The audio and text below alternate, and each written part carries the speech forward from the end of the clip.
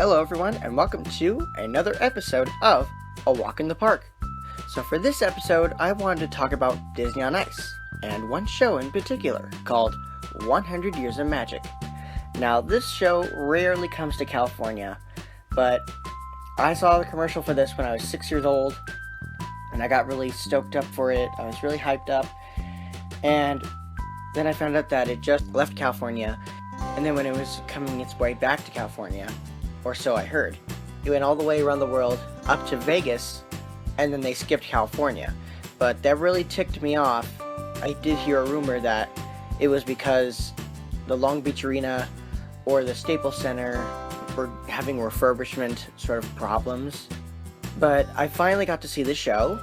This show is basically a lot of Disney's greatest hits into one ice show, where you try and take all the famous Disney characters and put them into one particular ice show.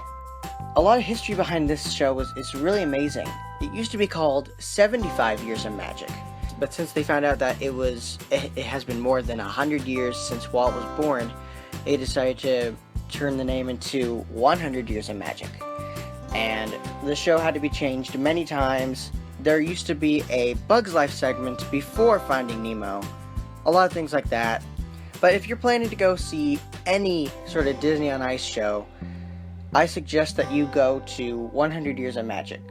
They got Stitch, The Lion King, Finding Nemo, The Incredibles, Toy Story, Pinocchio, all the princesses, Aladdin, Mickey and Minnie, Donald, Goofy, Daisy, and all those guys.